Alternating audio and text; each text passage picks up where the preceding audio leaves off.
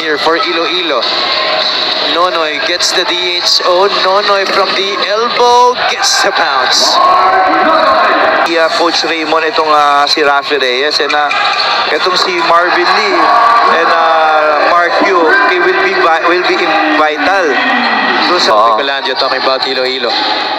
Rafi Reyes inside, leans in, bucket and one, and using it to his advantage. I think maganda, napakaganda ng naging in the pros.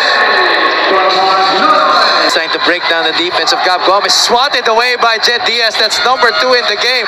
But the bailout by John Rojas. Dictate, di ba? They get it to Shaq Alanes, barely grazing iron on the 3. Casino is cherry picking on the other side.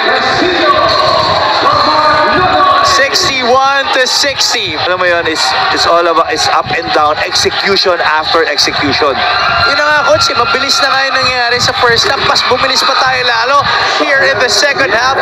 And don't get us... and again, you talk about quality. Ryan De La Rosa definitely exudes that right now. We're going back and forth here. It off to Charles Llarena.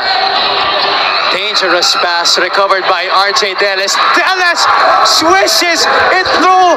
My goodness, RJ Deles, you are turning me into a believer. I am having a difficulty here trying to decide if RJ Deles really is the real deal, but right now he has made 8 from the field. Mark Nonoy is at the line. This free throw.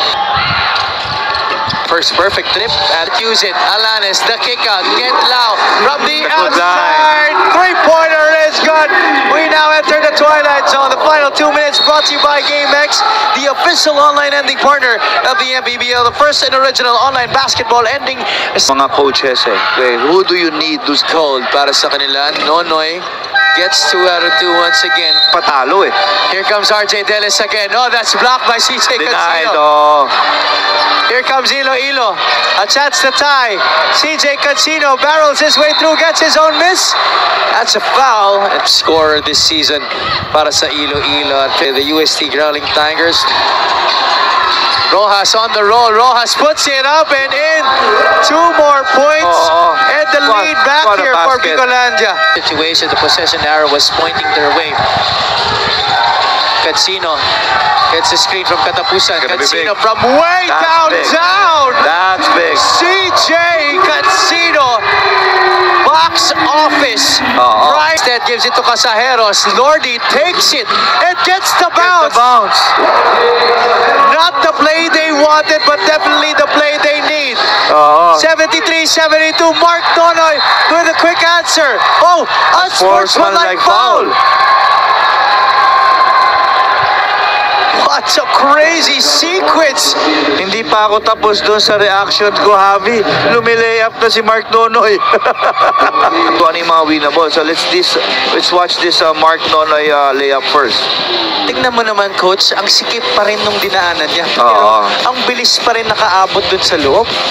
Pero ang mabigat dun, kung tumama. Alanes sees Deles being defended by Casino. 3 seconds left. Deles from the outside. Deles just short.